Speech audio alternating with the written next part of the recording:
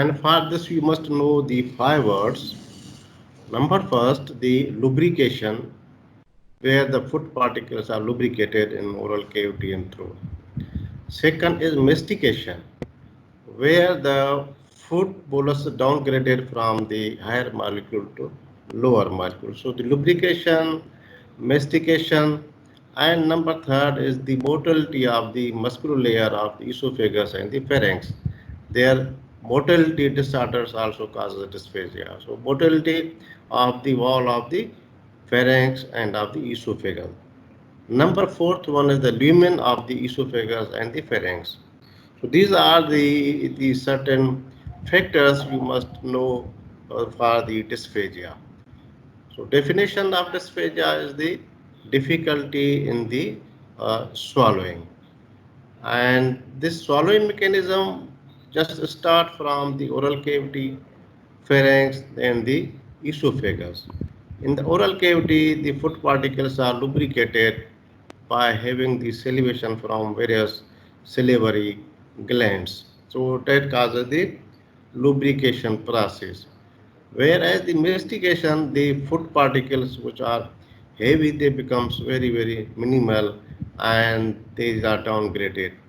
Then this food bolus is pushed by the tongue towards the pharynx, where the movement of pharyngeal muscles pushed it down toward the esophagus and from esophagus to the stomach. This is the process of the swallowing. So we will discuss the uh, now you know the word dysphagia is the Greek word. Phagia means difficulty, difficulty in swallowing or difficulty in eating. So this is the definition of the dysphagia: difficulty in eating or difficulty in swallowing.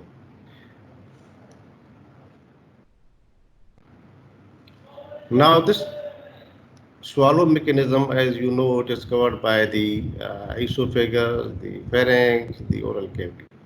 Now, the oral cavity usually because of the salivary glands, where the saliva poured into the oral cavity and make the food particle much more to be lubricated. And then this swallowing process then goes toward the pharynx, then the hypopharynx, and the from hypopharynx toward the esophagus. Now their control lies in the brain. In the brain stem, you have the in the floor of the fourth ventricle and in the medulla, which is connected with the cerebral cortex, where you have the swallowing center adjacent to the vomiting and respiratory center. The swallowing center lies in the medulla, just near to the center of the vomiting and respiratory center, which is very well controlled by your cerebral cortex. And this area is very well coordinated with each other. Now, if you count the swallowing per the 0 times per daily, you have the swallowing unconsciously. Now, oropharyngeal phase and then the esophageal phase. Oropharyngeal phase is voluntary phase and esophageal phase is involuntary. Oropharyngeal phase means the phase where the food bolus enters into oral cavity, where it is very well masticated by the tongue, by the teeth. Then it is lubricated by the salivary fluids, which from the salivary glands like the parotid gland, like the submandibular salivary gland, sublingual salivary gland. So it causes lubrication. This is process of oropharyngeal phase. Now, if there is any ulcer in the oral cavity, or there is the xerostomia where the saliva is not being formed, or when there is the tooth problem, or when there is a fracture of the mandible, this also causes the dysphagia. Then the esophageal phase, which is also very important, it is involuntary. Here the esophagus has the opening between the pharynx and esophagus. It opens when the food bolus enters into the esophagus, and with the contraction of the esophageal wall, food material enters into the stomach, and this way the esophageal process ends. Now, if you see the oropharyngeal phase, this is the picture where you will see the tongue which pushes the footballers backward toward the oropharynx. And hard palate is there, soft palate is there. Soft palate also pushes the footballer downward. So this is the oropharynx. If there's problem of the tongue, if tongue does not move, it is very difficult for the person to get the footballer down toward the oropharynx. So disease of the tongue also affects the footballers or the swellings, cause dysphagia. Then the teeth, very, very important. If there is a problem with the teeth, it is very difficult for the person to have the mastication. If there is a problem of the parotid gland, subsalivary gland, then there is no secretion into the oral cavity, so there will be the food bolus does not get lubricated. So again, there will be the dysphagia. Now in the pharynx, if you look over this, there is the oropharynx, and now this is the hypopharynx. Now, if there is any problem, suppose the tumors of the oropharynx, tumors of the piriform fossa, again it causes the difficulty in the swallowing. Now if you look in this picture, tongue is there, which get elevated and pushes the food bolus onto the oropharynx, and from the oropharynx to the hypopharynx, and then toward the esophagus. So in this way, there is the process of the deglutition.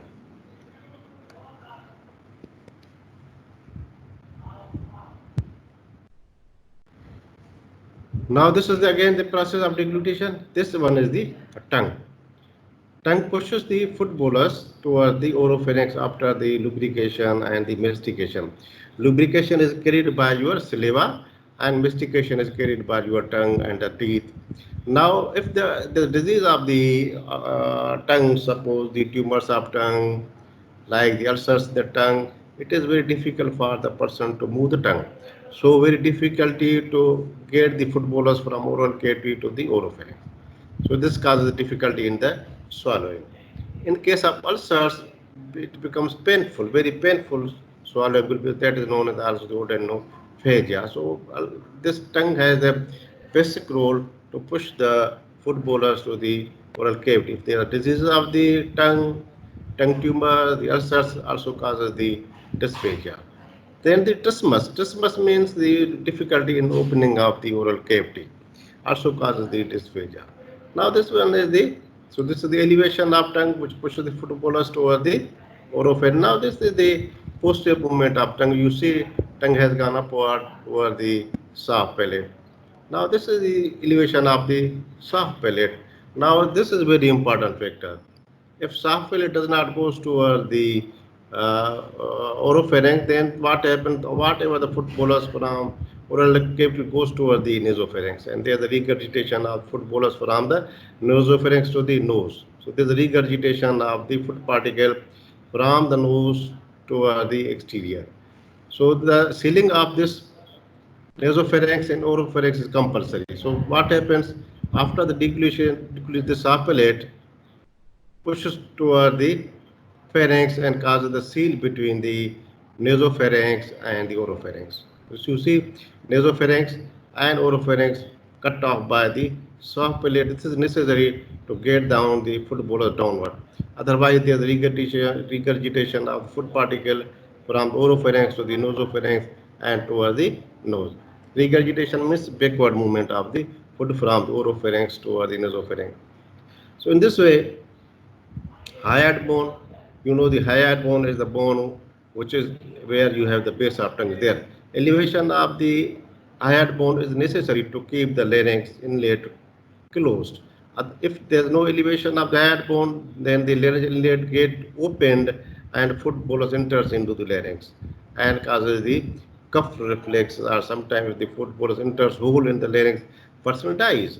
So the elevation of the hyoid bone is necessary to keep the laryngeal inlet closed.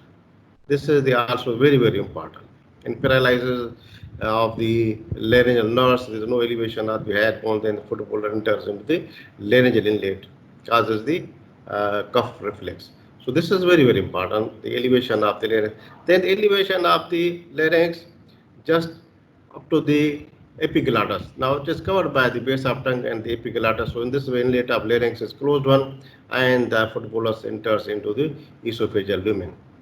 This is the tilting of the epiglottis. So epiglottis, it tilts over the inlet of the larynx, so does not allow the food material to enter into the larynx and get the pathway toward the esophagus. This is very, very important. Again, I am repeating, higher bone is very, very important because its elevation is necessary to keep the laryngeal inlet closed.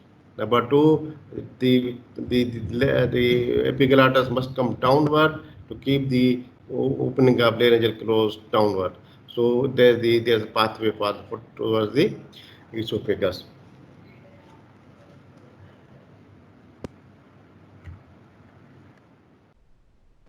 Now this is the esophageal phase. I have told you that when the food bolus enters from the oral cavity towards the esophagus, from the pharynx towards the esophagus, then the reflex phenomena. What happens? The structure between the hypopharynx and the esophagus, it is the cricopharyngeal muscle, and this is known as the cricopharynx, or the first sphincter of the esophagus. Now, when there is a peristaltic waves and contraction of the esophageal fluid bolus goes downward toward the stomach, and this process ends within the 9 seconds. So this is very, very important. The inlet of esophagus means the junction between the pharynx and the esophagus.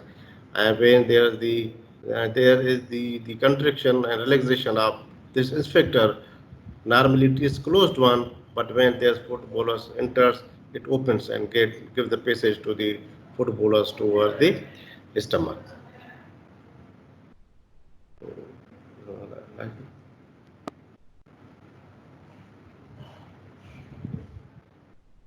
Now, whenever there is the dysphagia, either due to the disease of the oral cavity, like the trismus, ulcers in the tongue, the tumors of tongue, or the teeth problem, the mandibular fracture, or disease of the temporomandibular joint, because temporomandibular joint is very, very necessary to move the mandible and for the investigation purpose. Then the disease of the pharynx, disease of how the patient is presented.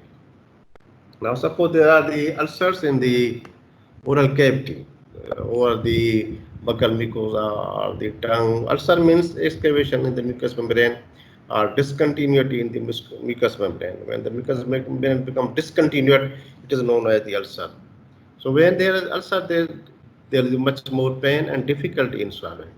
Pain and difficulty in swallowing, that is the presentation whenever you have the ulcer. Now that ulcer may be in the pharynx, that ulcer may be esophagus, that ulcer may be in the oral cavity. So whenever the ulcer is present, it is very painful swallowing, or you can say it is odonophagia, because ulcer is the excavation or the discontinuity in the mucous membrane. Number two, there is a sensation of food being stuck into the throat or chest. Now, what happens when there's initial phase? Suppose the structure is there, which is very, very minimal. Now, the structure means the narrowing of the esophagus. Narrowing usually occurs when the person has history of intake of alkalis, the acids, which damages the mucous membrane along with the esophageal valve muscle. When there's damage to the mucous membrane, it causes the ulcer. It depends upon the quantity and the time available to the alkalis or acids to adhere to the mucosa of the esophagus.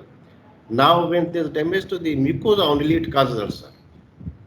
Whatever alkali or the acid which is taken by the patient, if it adheres only mucosa and very, very low quantity, time space very low, it damages the mucosa and causes only ulcer, nothing else. But when the quantity is much higher and time has been passed so much, it adheres over the mucosa, then it penetrates and causes the damage to the muscles of the esophagus, and then there's the structure formation. Structure is always whenever you have the damaged muscle. Damage to the mucosa causes the ulcer. So when there is the damage to the muscle, it causes the structure. So whenever there is structure formation, in initial stage, patient has a sensation of the food being stuck in the throat or chest, or sometimes suppose you have the reflux pharyngitis. Means reflux means regurgitation of the stomach contents, usually the hydrogen chloride over the esophagus, which causes initially the esophagitis, then damage to the mucosa. Initially, it causes the ulcer, then damage to the muscles and causes the structure formation. Last one. Second is cough and gargling while swallowing. Now this is very important. Now in case of reflex pharyngitis or when the gag reflex is very very low, in case of the patient above 70 years, 80 years. Now what happens when there is the reflex pharyngitis or the regurgitation of the hydrogen chloride from stomach into the esophagus and to the pharynx, it causes the pharyngitis and which causes the cough. And gag reflex means where person has intake of food particle, it enters into the larynx and causes the gag reflex. Or when you touch over the posterior part of the tongue. So gag reflex means the involuntary movement of the pharyngeal muscle, and usually it occurs in the reflux pharyngitis. Then there's nasal regurgitation. Now, nasal regurgitation is usually when there's a disease of the soft palate, because soft palate it makes the seal between the nasopharynx and the oropharynx, does not allow the food particle to enter into the nasopharynx from the oropharynx. So when there is the disease of the soft palate, like the tumors, or then there is the paralysis of the nerves which supply the soft palate, then there is the regurgitation of the food particle from the oral cavity to the nasal cavity. So this is one of the very disaster for the patient. Patient is unable to have the proper intake because the food particle always enters into the nasal cavity. Dysarthria means there is the problem over the speech problem that will be there because of the pharyngeal muscles does not coordinate with the laryngeal muscles. Nasal speech because the muscles of the pharynx becomes very weak. Now, burning sensation in the chest means there is a problem of the esophagus in case of the frequent regurgitation of the stomach particle into the pharynx or esophagus where it causes esophagitis, and then there is the burning sensation in the chest region because of involvement of esophagus. Now, when you see when there is the food or these get bakes into the throat, it is known as reflex pharyngitis. And in case of dysphagia, you have the weight losses there. This is also very, very important.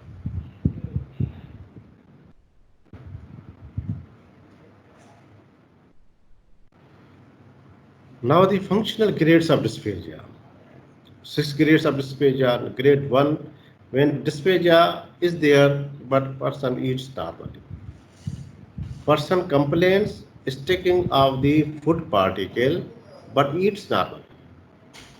The complaints of the sticking of the food particles but eats normally. This is the grade 1. Now in grade 2, it requires liquid with meals.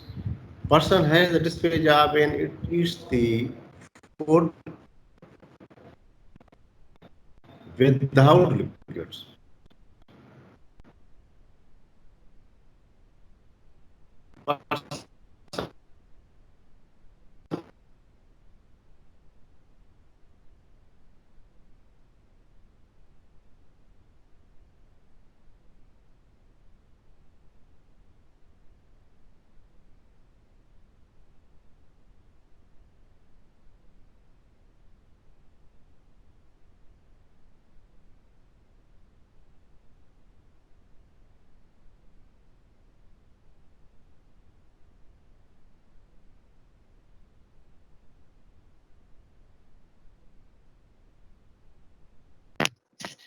Sir sound तो जसरतांजो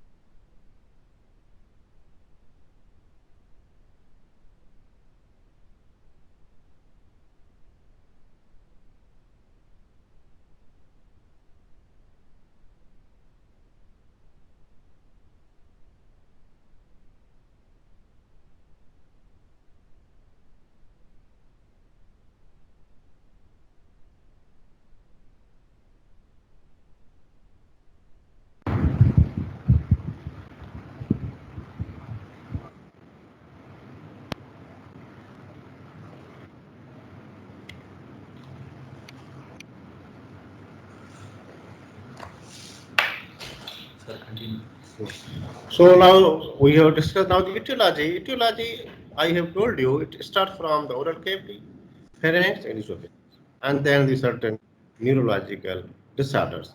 In the oral cavity, two processes, mastication and the mastication. Mastication means when there's disease of the temporomandibular joint, teeth, and the fracture of the mandible and testament. So person is unable to masticate, unable to move the upper jaw and lower jaw. Very difficult to degrade the food party higher to lower one. And second is the lubrication. Lubrication is carried out by your salivary glands and the submandibular salivary gland. So when there is xerostomia, it also causes dysphagia.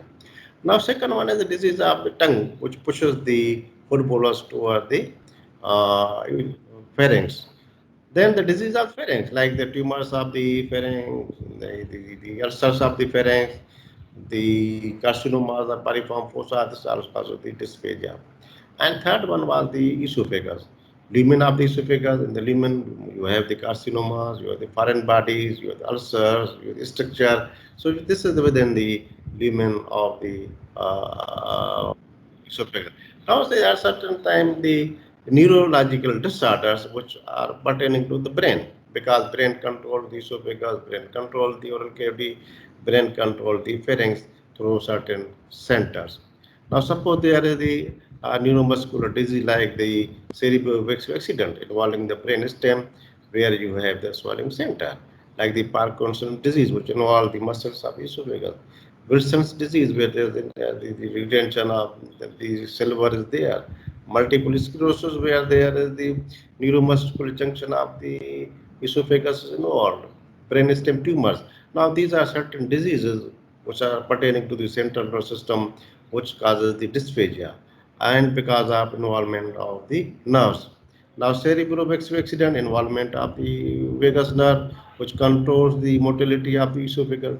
Parkinsonism, which directly involves the muscles of the esophagus, so does not allow the food bolus to go downward. Wilson's disease is there, where there's disease involvement of the copper is there. Then multiple sclerosis is there. Again, there is involvement of the neuromuscular junctions. Brainstem tumor, then peripheral nervous system, poliomyelitis, because of the involvement of again the neuromuscular junction. Peripheral neuropathies like the diphtheria, tetanus, rabies, diabetes mellitus, these involve the peripheral nerves and causes the motility disorders. Where muscles are involved, muscles does not propagate the food bolus from the pharynx toward the stomach. Then the motor end like the myasthenia gravis, where the muscles becomes very much weak.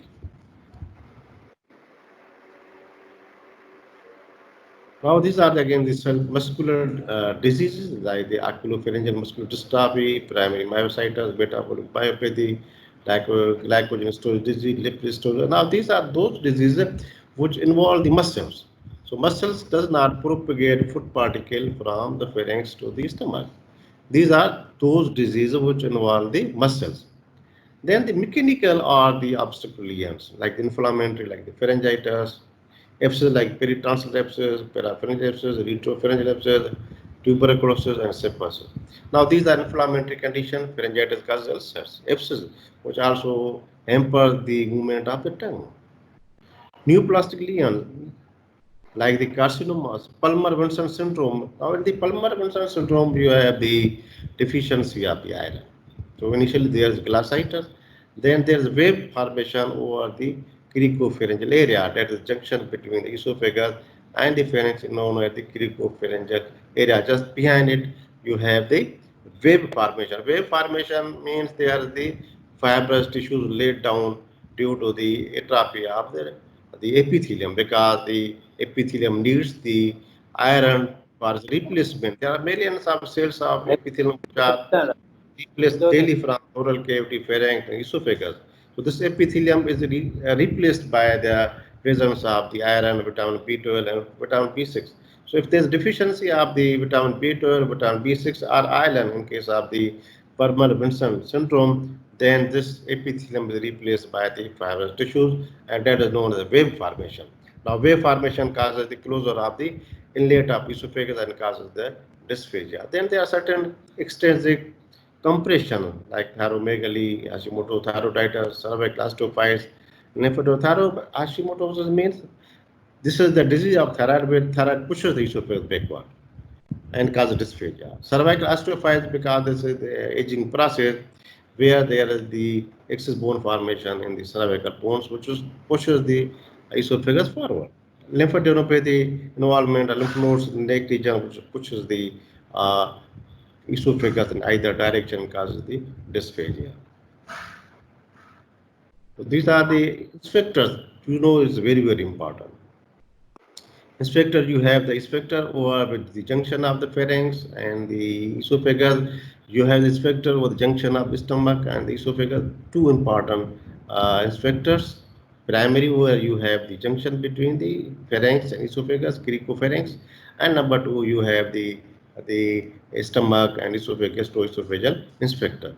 Now, these are the very, very important. When there is the disease of these sphincters does not get relaxed, again there will be dysphagia because not relaxation of these sphincters, it is closed one and bolus does not enter into the esophageal lumen. Either it is incomplete relaxation in case of cricopharyngeal eclasia, oculopharyngeal muscular dystrophy, or inadequate opening like a cricopharyngeal bar, Zenker diverticulum, or the delayed relaxation due to familial disc. These are due to certain diseases which affect these sphincters. Sphincter means the the the the, the control of the muscles over the inlet of the esophagus. These sphincters get relaxed during the entire cough order, otherwise they get so this is the muscle contraction. These are sphincters or openings, you can say openings of the between the stomach and the esophagus and between the pharynx and the esophagus. Now the esophageal dysphagia are very, very important. I have told you that one. This is because of the disease of the wall or disease of the lumen.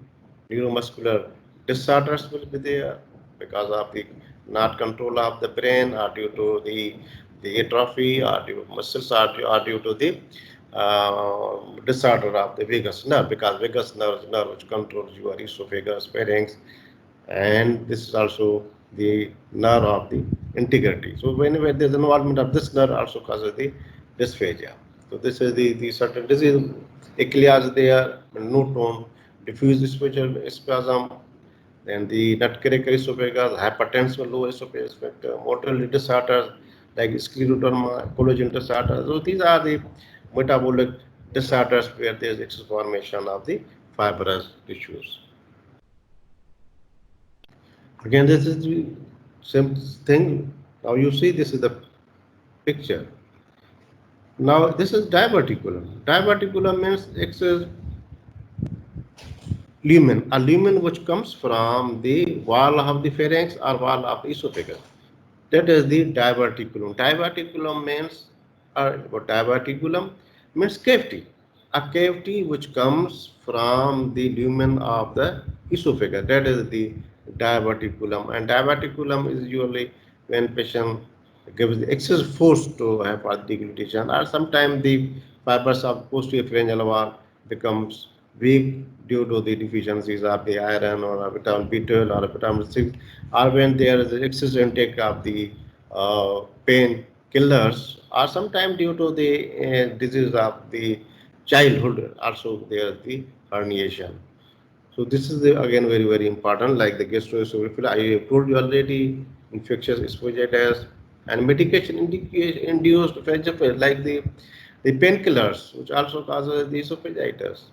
Then deficiency of your potassium, vitamin, and iron. Then the radiation also causes the mucositis, reactive mucositis of the esophagus. Then the caustic injuries. I have told you the injuries due to alkalis or the acids.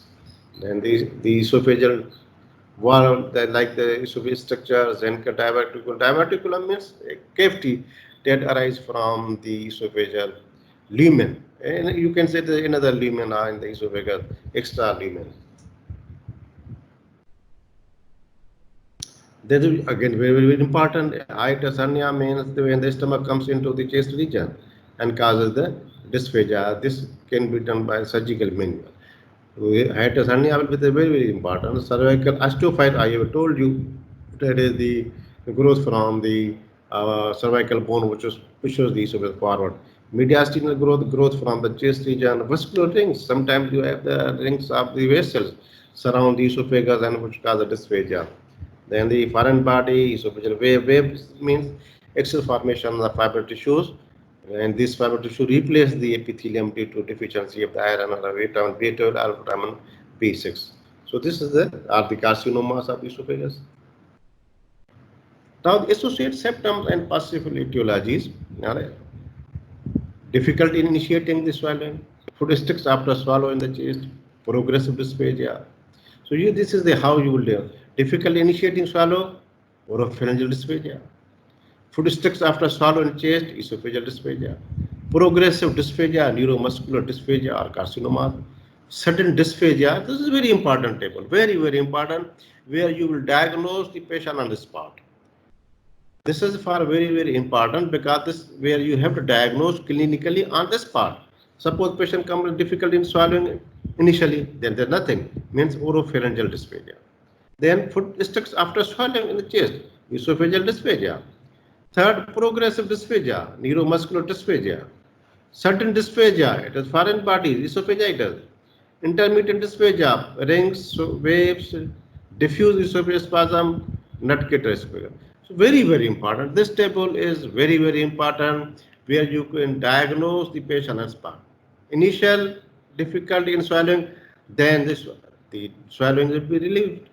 Then progressive dysphagia, then on the end dysphagia is very, very important. Then cough in early swallow, mean neuromuscular dysphagia. Late swallow, obstructive dysphagia. You see, very, very important. Weight loss in elderly patient, carcinoma. Weight loss with deglutition, regurgitation, achalasia. Achalasia means no tone in the muscle. Muscle tone is lost. Pain after swallowing, esophagitis. Dysphagia related to solid foods only, obstructive dysphagia. Dysphagia related solid and liquid both, neuromuscular dysphagia.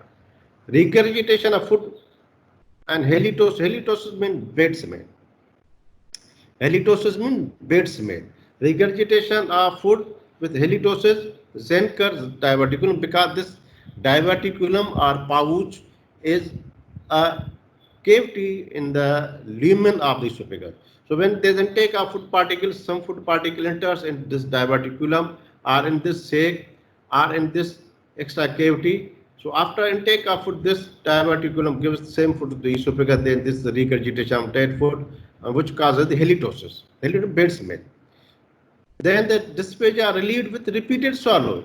It is achalasia when the tone is lost. So very, very important this table where you can diagnose the patient on the spot without any investigation. Now, how you evaluate the dysphagia? History, clinical examination, blood investigation like the hemoglobin. If hemoglobin low, you want to go for the iron and the vitamin B12 and vitamin C6. Then serum iron level, the radiology, plain X-ray there, barium swallow, which will show the structure or lumen of the esophagus. And then the endoscopy, which is very, very important. Endoscopy is for therapeutic as well as for the diagnostic purpose. For diagnostic purpose, if you see the structure, you can dilate it. This is for therapeutic purpose. If you see the foreign body, you can remove it. It is again the therapeutic purpose. If you use the carcinoma or swelling, you can take the biopsy. It is for the management purpose, or you can say it is for investigation purpose.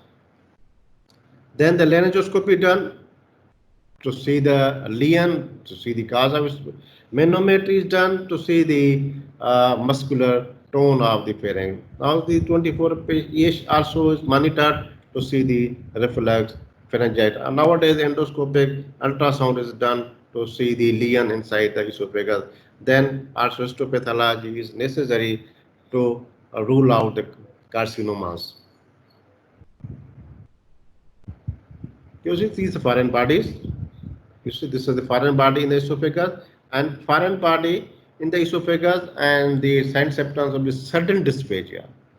Sudden dysphagia in the esophagus, certain dysphagia patient will be presented, certain dysphagia and intake of the foreign body. So history will be certain dysphagia and regurgitation of the saliva because food bolus does not enter here, the saliva does not enter, so saliva regurgitates backward. So patient has a completion of the salivation and certain dysphagia. So this is the, you see the diverticulum is there. Diverticulum means pouch, which comes from the lumen of the esophagus. So this is the, you see this is the pouch. And in the pouch, you have certain food materials which regurgitates backwards to the oral cavity and causes the halitosis or bad smell.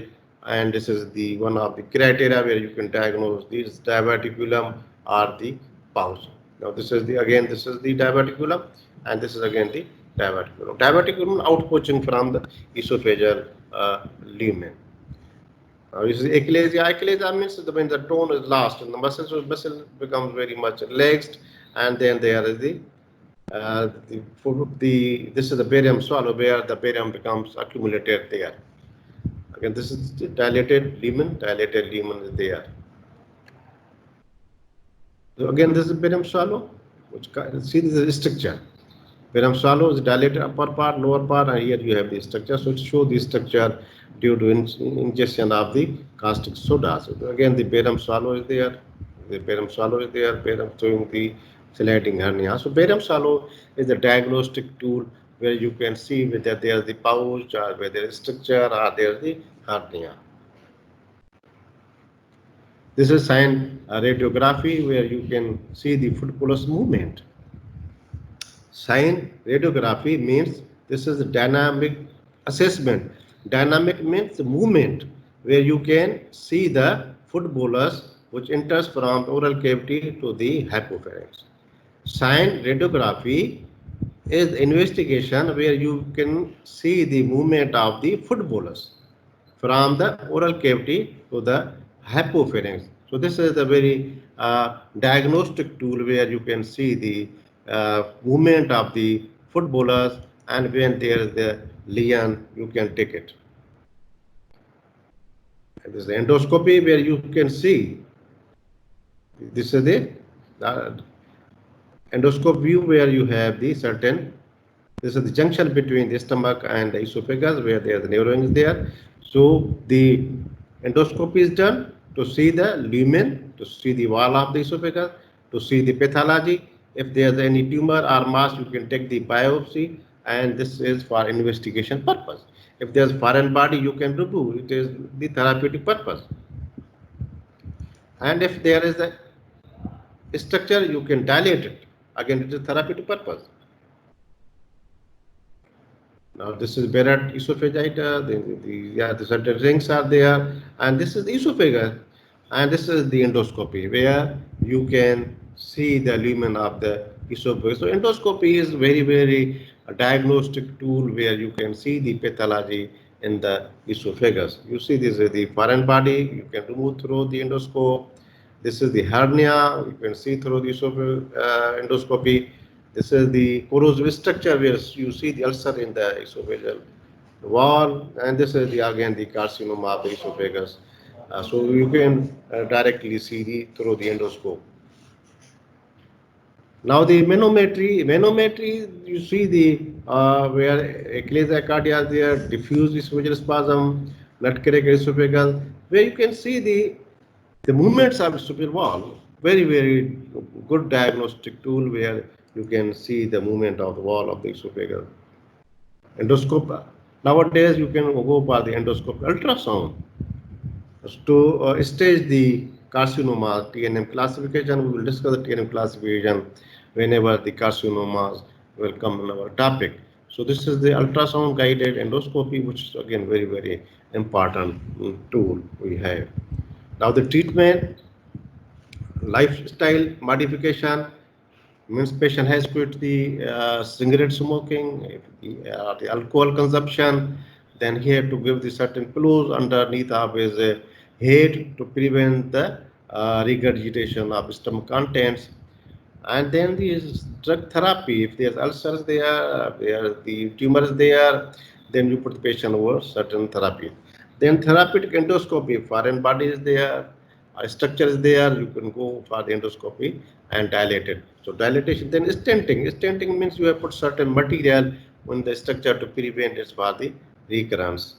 Chemoradiation, where you were found there, the carcinoma is there, and surgery is done when structure is very tight, you have to cut the structure and get the end-to-end anastomosis. Lifestyle modification will be there, avoidance from the precipitating factors, very, very important.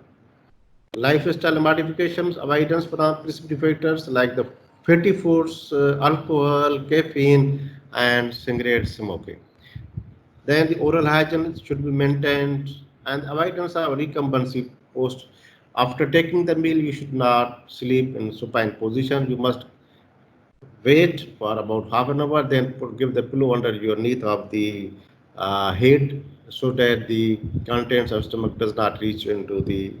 Then the elevation of head of bed, smoking, then the weight reduction. These are the factors which are needed to be seen. Now for the inflammatory lesions, we have certain antibiotics, antifungal, incision drainage if there's any pus, neuromuscular dysphagia for the maintenance of oral hygiene, chest wall, and the semi-solid liquid diet, eat small meals more frequently than thermal tactile stimulations.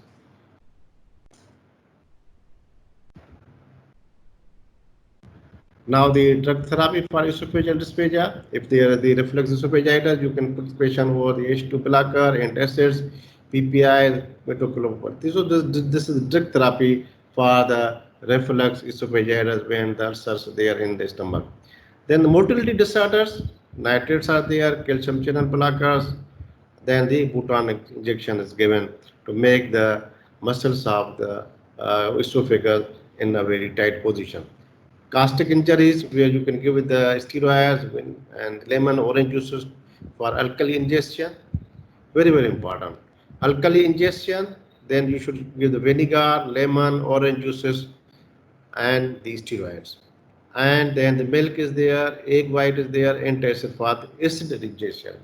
If the history of acid ingestion, you must give the antacid, egg, then the milk. Very, very. Steroid is given in both conditions. Now this is therapeutic endoscopy for the foreign bodies or food bolus extraction. Sometimes patient who is very ferocious and have the heavy bolus, then this bolus stuck into the esophagus. Then you have to remove it through the endoscopy. Sometimes it happens so in voracious patients are very fond to have the heavy meal in the parties. This is the dilatation of structures where you have the endoscopy, then the dilators. These are the pneumatic dilators where you have to dilate the structure in the esophagus. Stent means material which will which is put into the esophageal lumen in the area of the structure to keep it apart away from the two sides. Then in case of the carcinomas, you must give the chemoradiations. Chemoradiation is done to have the palliative therapy or the radical therapy to give the patient relief from the where you can give the cisplatin. This is also the anti-carcinomatic drug. Surgery is done when surgery is required. In case of the diverticulum, you have to do the myotomies, esophageal diverticulum. Then the motility disorders, neurological dysphasias. Then the reflux esophagitis, sometimes you have to surgery over the fundus of the stomach. Hernia repair, these are the acute repair, hiatus hernia there. Esophageal resection or reconstruction in case of malignancy, long-standing eclasia, and the gastric injuries. Thank you very much. Thank you very much. Any question? Sir, why the thickened fluids did not cause the dysphagia? Yes. Why the thickened fluids like the honey did not cause the dysphagia? What does not cause dysphagia? The thickened fluids like the honey. Thickened fluids like honey. It can't cause the dysphagia. Yes. Honey does not cause dysphagia because honey is a fluid. Honey does not cause dysphagia. Honey does not cause dysphagia because it is a fluid and does not produce any ulcer. Dysphagia always occur when there's problem of the lubrication with your salivary glands or process of mastication in the oral cavity. Honey is a fluid. Either it is thick or thin, but it is a fluid, it does not cause dysphagia. Sir, many of the dysphagia is also caused by the anxiety, Yes. depression. Yes, yes. Yes, sir. Why this cause?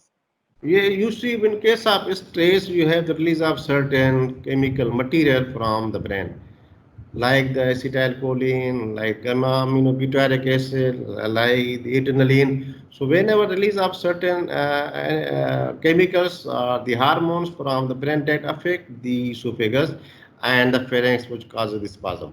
Now, case of stress, patient always causes the dysphagia whenever the food stuff. Patient complains sticking of the food material during swallowing. Whenever patient eats, he complains of dysphagia.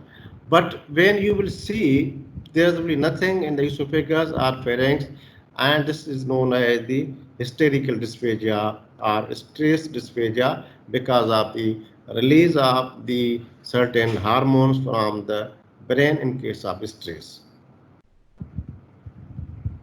Yes? Yes, please. Okay, thank you very much. Yes, yes. Sir जो अकेलेजिया है जिसमें muscle की tone loss हो जाती है उसमें किस जब हम किस- बेरियम सोलो स्टडी करते हैं तब वो किस बर्ड पीक क्यों बनती है बेरियम सोलो स्टडी पे हाँ हाँ बर्ड पीक जो थी वो क्यों बनती है बेरम सॉल्व में वेव क्यों बनती है? जो अकेलेजिया है जिसमें मसल की टोन जो है लॉस हो जाती है हाँ हाँ पर्सन की हाँ अगर उसमें हम बेरियम सोलो करवाते हैं तो उसमें बर्ड पीक क्यों आती है देखिए what happens in case of A means no, clear as abner tone. There's no tone in the muscle of esophagus, so they become dilated. Now what happens? This atonia is due to the neuromuscular junction disorder, because you know vagus nerve supply the esophagus where you have the mandibular plexus and Kieselbach plexus. Now this mandibular plexus is in the esophageal wall. So when there's no tone or when neuromuscular disease is there, then there's dilatation of the lumen because muscles are not getting very well. So wherever neuromuscular junction disease there, lumen becomes dilated because of the atonia of the muscle. So whatever the barium patient gets down, it is accumulated over the dilated part. Now the part which is working very well, it has the tone, so that becomes narrow one. In the sense that upper part is dilated, lower part is same as it is, it should have been. But in comparison to the upper part, it is narrow one because upper part has been dilated because tone of muscle has gone. Yes, please. Okay, thank you very much. Thank you very much.